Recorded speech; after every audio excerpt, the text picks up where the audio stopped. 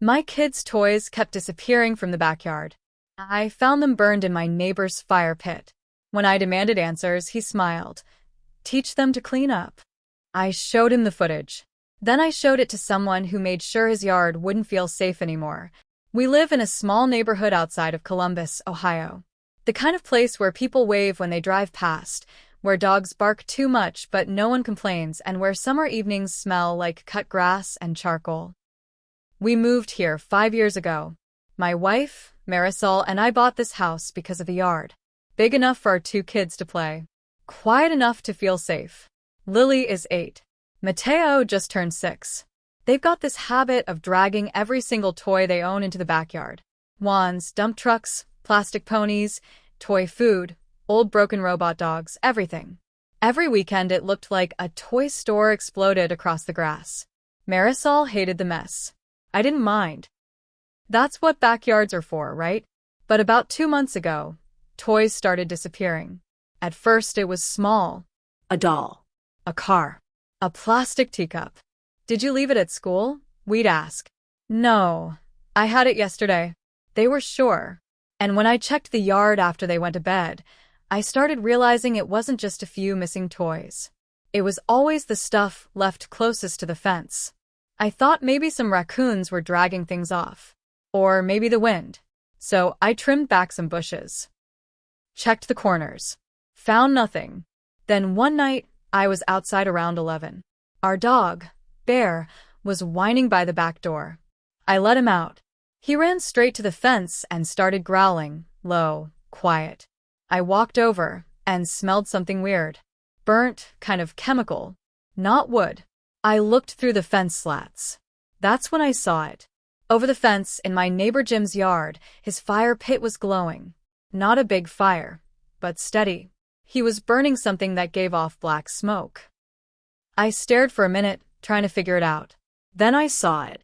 A plastic doll's leg, half melted, sticking out of the fire. I didn't say anything that night. I just watched. Then went back inside and sat on the edge of the bed until 2 a.m., trying to convince myself I was wrong. The next day, I bought a security camera. Cheap one from Walmart. Installed it up high, angled it at the yard, and especially the fence line. I didn't tell Marisol yet. A few nights later, I caught him. Jim. Hoodie on. Same slow walk. Slipped through a loose board near the back corner.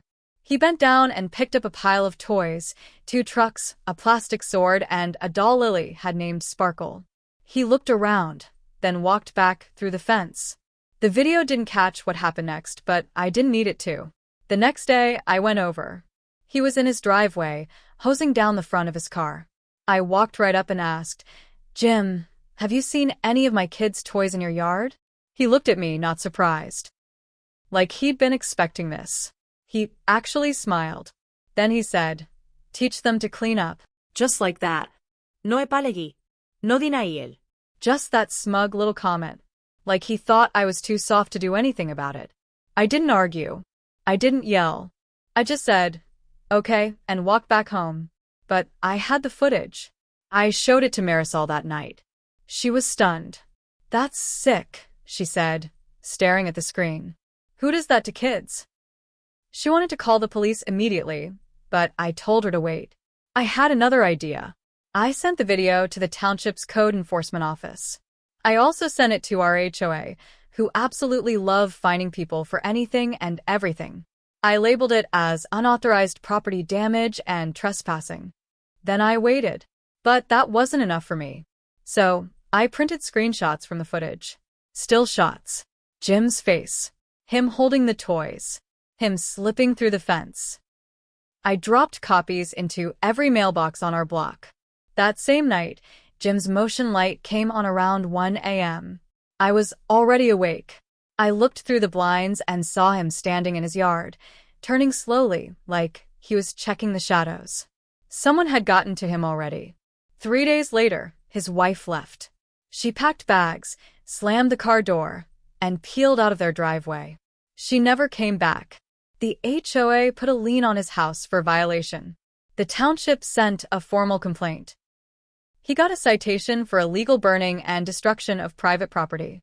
I heard through another neighbor that his job put him on leave. Something about unprofessional conduct and community complaints. But none of that really mattered to me, because what mattered was what happened next, and what I did to make sure it didn't end there. The weekend after the HOA letter went out, Jim built a taller fence. Not a replacement, an extension. He nailed a bunch of plywood panels across the top of the existing fence, maybe 3 feet higher. Ugly as hell. Looked like a barricade. It cast a shadow across part of our yard in the afternoons. The kids noticed it first. "Why is his fence so big now?" Lily asked. I told her we didn't need to worry about it. But I was worried. Jim wasn't backing down. He was digging in. That week, weird stuff started happening. First, Bear got sick. He threw up twice after being outside. Then we found a piece of half-eaten meat by the side gate. It smelled off. Marisol said it looked gray inside, like it had gone bad a long time ago. Then a few days later, I came home from work and found deep scratches along the side of our shed, like someone had taken a tool to it.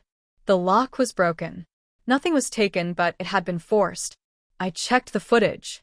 Same hoodie. Same walk. This time, he stayed in the blind spot, just outside the camera's reach. He knew where the angles were now. I patched the shed, changed the camera angles, bought 2 more and installed them higher, one aimed directly at the fire pit, zoomed all the way in. The next time he lit it, I caught the clearest footage yet, Jim tossing what looked like another doll torso into the fire. But it wasn't ours. He had brought it from somewhere. He was trying to send a message. I called the police. The officer, who came out, was polite but tired-looking. He took the report, copied the footage, said, "Not much we can do unless we catch him actually entering your property again." I asked about the meat, about Bear getting sick. He said, "Hard to prove anything unless you saw him put it there." That's when I decided to stop playing by the rules. I called my brother, Anthony.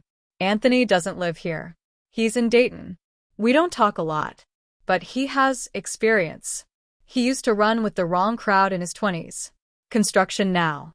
Quiet life. But he still knows people. I told him everything. There was a long pause. Then he said, "Want me to come down?"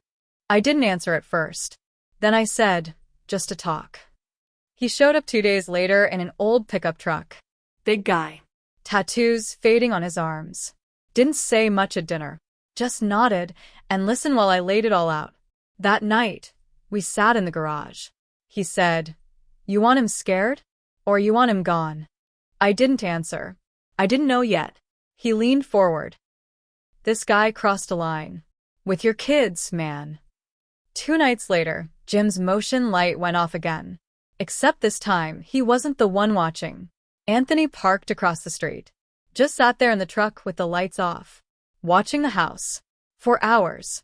He came back with notes. Said Jim was a creature of habit. Lit his fire pit every Friday. Smoked on the back porch at 10 p.m. sharp. Checked his fence 3 times a day. Carried a small blade in his back pocket. Then he said, "I know someone who owes me a favor." The next week, the fire pit disappeared, like it had never been there. One morning, Jim came out and just stood in the yard staring at the patch of grass where it had been. Blackened circles still there. Ashes. But the bricks? The pit? Gone. I didn't touch it. Neither did Anthony. It just vanished. Jim started acting different after that. Twitchy. Looked over his shoulder a lot. Put up a camera of his own, but aimed it toward the street instead of the yard. I think he knew. I think he realized someone was watching him now. Then, 2 days later, his tires got slashed. All 4. Middle of the night. No one saw anything. No camera caught it. Jim didn't call the cops. He just stood outside the next morning, staring at his car like it had betrayed him. That afternoon, he came to my front door. Stood there, not saying a word. His eyes were red. He looked like he hadn't slept. He opened his mouth like he wanted to speak, but nothing came out. Then he turned and walked back to his house. He hasn't burned anything since. But that's not the end. Because something happened last night, something that made this go way deeper than I thought. Last night, around 1:30 a.m., I heard a sound I hadn't heard in months. children laughing. But it wasn't from inside the house. It was outside, soft, distant. It came from the side of the yard, near the fence line. I got up, pulled on a sweatshirt, and went to the back door. Bear was already up, ears perked, but he didn't bark. He just stared at the fence. Tense. I stepped outside. It was cold for June. Damp. And then I saw it. One of Lily's dolls. The exact same one we had replaced. It was sitting upright in the grass, facing the house. The one with the purple dress and missing shoe. The one Jim burned. I picked it up. It wasn't melted. It wasn't new. It was old. The same scuff marks, the tiny pen scribble on the arm. It was hers. But it wasn't possible. That doll had been gone for weeks. I took it inside, set it on the kitchen counter, and turned on every light in the house. I reviewed the camera footage. Nothing. The timestamp went from 1:27 a.m. to 1:33 a.m. with no motion, no movement. Just a clean 6-minute gap. And when it came back online, the doll was there. I called Anthony at 2 a.m. Woke him up. He drove over in 20 minutes. We walked the perimeter. Flashlights, gloves. He found something I missed. Near the base of the fence on our side was a small cloth bag. Inside were pieces of other toys, broken arms, car wheels, melted scraps. Burned, but not completely. Stuff I hadn't seen in weeks. Stuff I thought was gone for good. We didn't say much. Anthony took the bag. Said he'd take care of it. This morning, Jim didn't come outside. For the first time in months, his trash bin stayed on the curb. Around noon, a black SUV pulled into his driveway. 2 men in suits. Not police. Not code enforcement. Anthony watched from the window. Said nothing. They stayed inside for 20 minutes. Then left. An hour later, Jim was gone. No note. No bags. Just gone. But here's the thing. That night I got a text. No number. Just a picture. A screenshot of our backyard. Taken from behind the shed. With the caption, "Clean enough for you now?" I showed it to Anthony. He stared at it for a long time. Then said, "This isn't just him anymore." That's when I realized I hadn't just started a fight with one angry neighbor. I'd stepped into something deeper. Something older. And I wasn't the only one being watched. The photo changed everything. Before that, I thought Jim was just some bitter old man with a grudge. A control freak who wanted a cleaner yard and didn't care who he hurt. But that picture, it wasn't about toys anymore. It wasn't even about revenge. It was about control. Power. Fear. Someone had been in our yard. Not just once. They had been behind the shed, in the corner where Lily keeps her chalk and Mateo buries his trucks. That spot wasn't visible from any camera. And we'd only started locking the gate a week ago. I showed the image to the police. They brushed it off. Unless they broke something or left a threat, not much we can do, the officer said. He suggested we install more lighting and stay vigilant. I didn't even bother responding. That night, I called Anthony again. He came over with someone else. A man I didn't know. Short, broad shoulders, dark coat, even though it was warm. He didn't introduce himself, just walked through the yard like he'd been here before. He pointed at the fence line, then at the cameras. Said nothing. Then looked at me and said, "You'll want to move your family for a few nights." I asked, "Why?" He didn't answer. Anthony just said, "Trust him." So I booked a hotel. Told Marisol the cameras were being replaced and we needed to give the guys space. The kids were excited. Hotel breakfast is basically vacation to them. But Marisol knew I was lying. She didn't push. We stayed gone for 3 nights. On the 3rd night, I got a text from Anthony. Just one word. Handled. We came home the next morning. The first thing I noticed was the smell. Not smoke. Not plastic. Just earth. Freshly dug soil. I walked to the far end of the backyard. There were 2 new plants by the fence. Large potted ones. Thick with vines and thorns. Blocking the weak spot in the fence completely. The toys were gone. Every last one. Old, broken, burned, replaced, gone. Even the one I kept on the kitchen counter.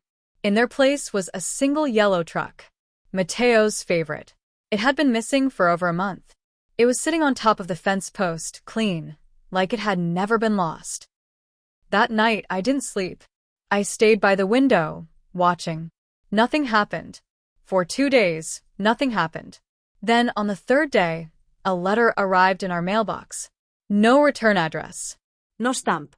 Just folded once, sealed in a plain envelope. Inside was a photo. Not of our house. Not of the toys. It was Jim. He was sitting on a bench. A park somewhere. Maybe near water. His face was swollen, like he'd been crying or worse. His hands were clasped together, like he was praying. Or begging. Behind him, just barely visible, was the edge of a child's playset. And scrawled across the bottom in thick, black ink. Some people learn the hard way. Some don't learn at all. I showed the picture to Anthony. He didn't blink. Just said, might be over now. But I knew better. Because late last night, just as I was turning off the living room lights, I saw something out by the tree line. A small red light. Blinking. Just once. Then gone. I don't know who moved that fire pit. I don't know who's watching the cameras now. I don't even know if Jim was the worst of it. Or just the first. But I do know this. Every time I hear my kids laugh outside, I feel something tighten in my chest. Like I'm waiting for it to stop. Like I'm scared to believe it's really safe again. And the truth is, I don't think I'll ever leave that gate unlocked again.